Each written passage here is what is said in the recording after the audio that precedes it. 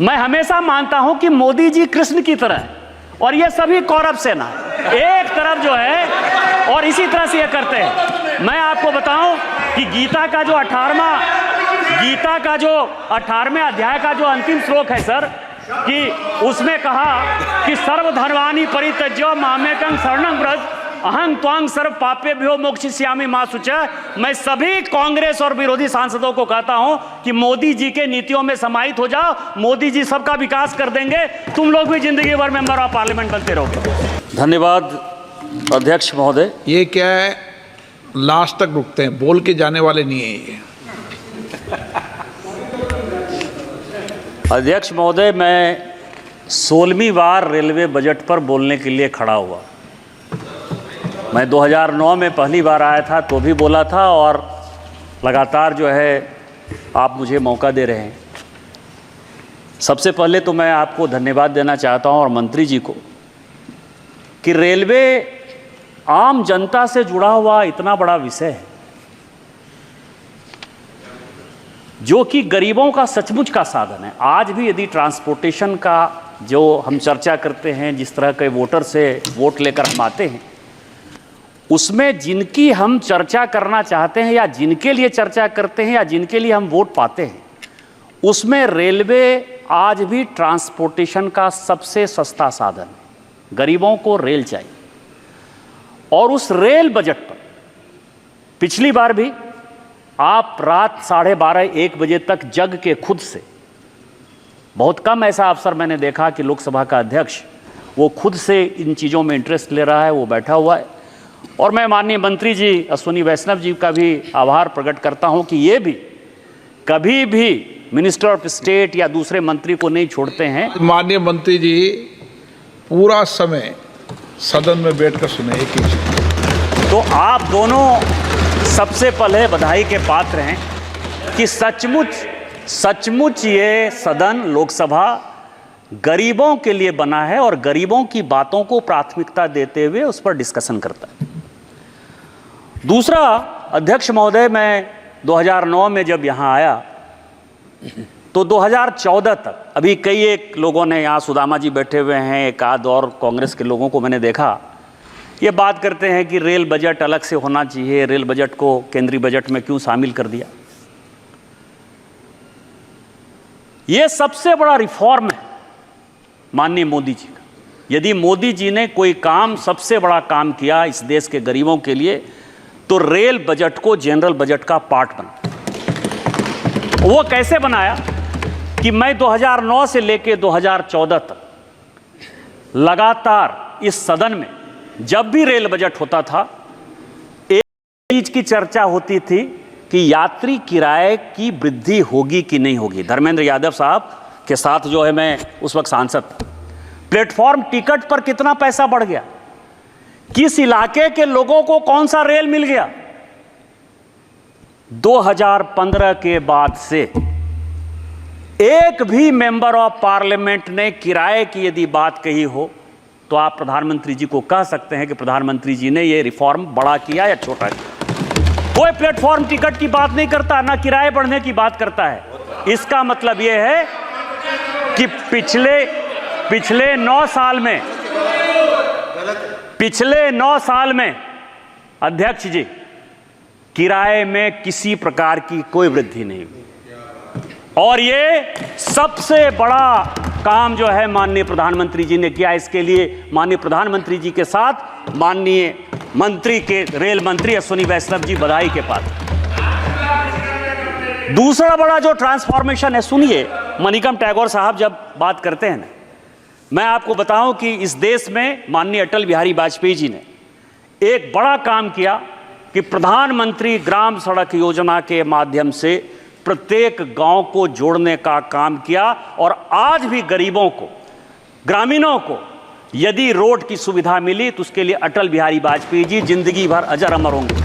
और मैं आज आपको कह दे रहा हूं, अभी तो माननीय मोदी जी को बहुत लंबे वर्ष तक प्रधानमंत्री रहना है, लेकिन जो अमृत भारत स्टेशन का कॉन्सेप्ट लेकर माननीय प्रधानमंत्री जी आए हैं और जिसका नेतृत्व माननीय अश्विनी वैष्णव जी कर रहे हैं, ये देश रेलवे स्टेशन के ट्रांसफॉर्मेशन के कारण युगों युगों तक, शताब्दियों तक माननीय प्रधानमंत्री जी को याद करेगा। और जिस तरह राष्ट्रपिता महात्मा गांधी हुए, उसी तरह से राष्ट्रपुत्र महात्मा नरेंद्र मोदी होंगे। ये मैं आपको ये घोषणा करके बता रहा हूं।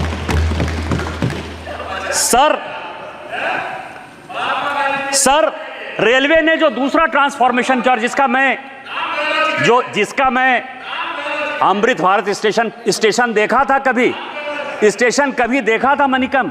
आप जब से एमपी बने हो ना, मैंने पता किया, एक बार रेल से यात्रा नहीं की हो इस बार।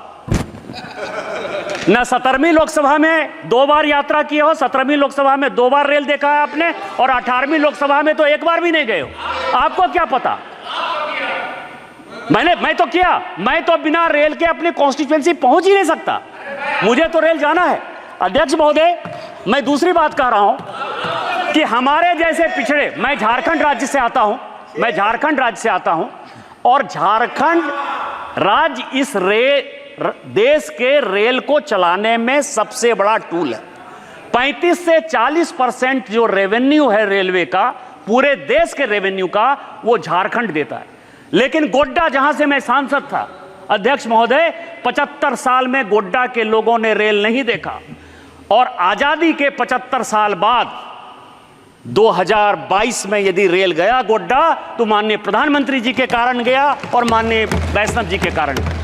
मैं बधाई नहीं दूं, 7,500 करोड़ इसमें मिला है।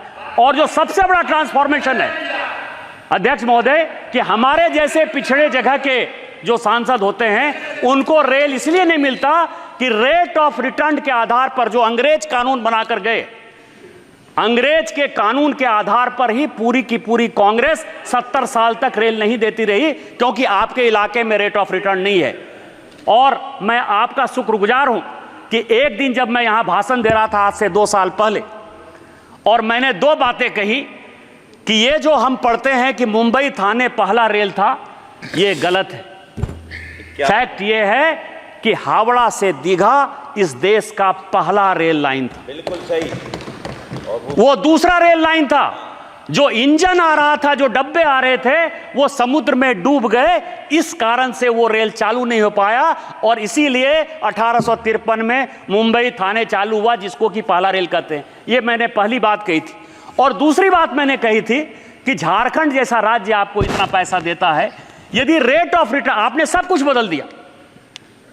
आप राजा महाराजे को जितना गाली दो, यदि जोधपुर में, जैसलमेर में, उदयपुर में, मंत्री जी को मैंने कहा, यदि आपके राज्य में रेल है तो उसका कारण यह है कि वहां के राजा ने जो है अपने जनता के लिए किया। हम भी तो जनता की सेवा के लिए ही हैं। रेट ऑफ रिटर्न के आधार पर रेल लाइन नहीं बनना चाहिए, क्योंकि कई एक राज्य सरकारें हैं जो पैसा नहीं देना चाहती हैं।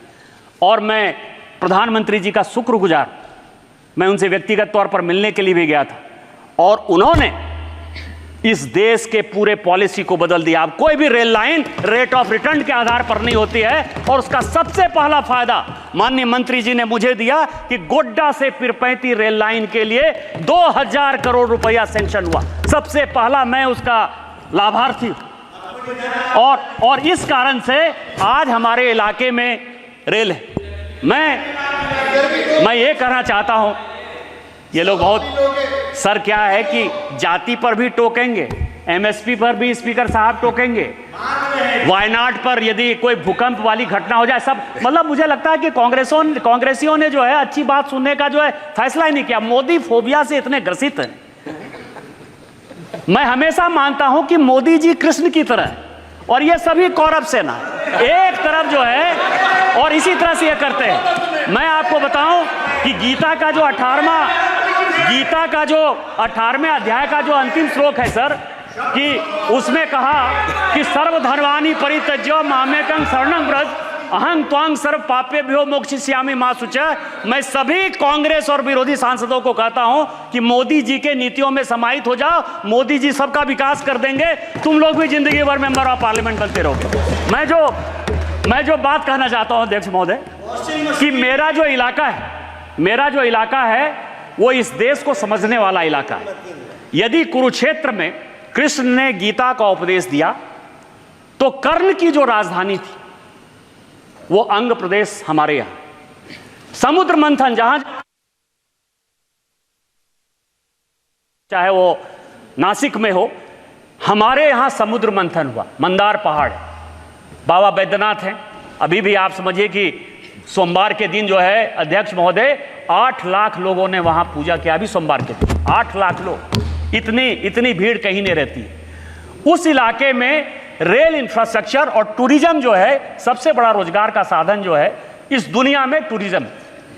कई एक रेल लाइन ऐसे हैं जो कि पेंडिंग है और माननीय मंत्री जी ने आश्वासन दिया था कि 100 दिन की जो कार्य योजना है उस कार्य योजना में वो कंप्लीट होगा। उसमें जो रेल लाइन है अध्यक्ष महोदय की देवघर से वो गोड्डा होते हुए रेल लाइन पिरपैती जा रही है, जिसका एक्सटेंशन जो है विक्रमशिला का जो प्राचीन विश्वविद्यालय है, जो मेरा पैतृक घर है, और वहां से वो बटेश्वर स्थान में गंगा पर पुल क्रॉस करेगा तो ये 5 बाईपास हो।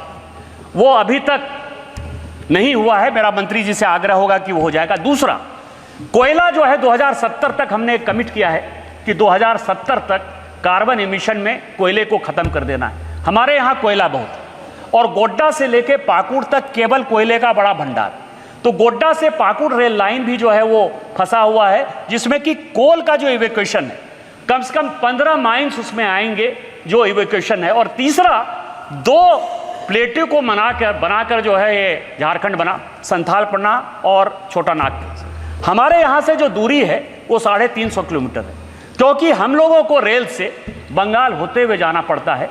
एक नया रेल लाइन जो लोग कह रहे हैं कि जसीडी, जो कि अमृत भारत स्टेशन में है, ग्रेड A का स्टेशन है, वहाँ से यदि चकाई होते हुए, यदि कोडरमा होते हुए हम चले जाएंगे तो हमारी दूरी जो है वो 150-170 किलोमीटर हो जाएगी, तो हम अपने आप को रांची के साथ जोड़ पाएंगे।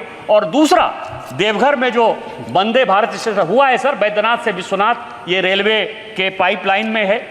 माननीय प्रधानमंत्री जी का जो विश्वनाथ धाम है वो जुड़ेगा हमारे बैद्यनाथ धाम से। इन सबों को जल्दी से चालू कर दीजिए। आपको बहुत बहुत बधाई, और आप जो आम जनता के लिए काम करते हैं, भगवान आपको और माननीय प्रधानमंत्री जी को ढेर सारी लंबी उम्र दे। इन्हीं दुआओं के साथ जय हिंद, जय भारत। श्री राजकुमार रोत,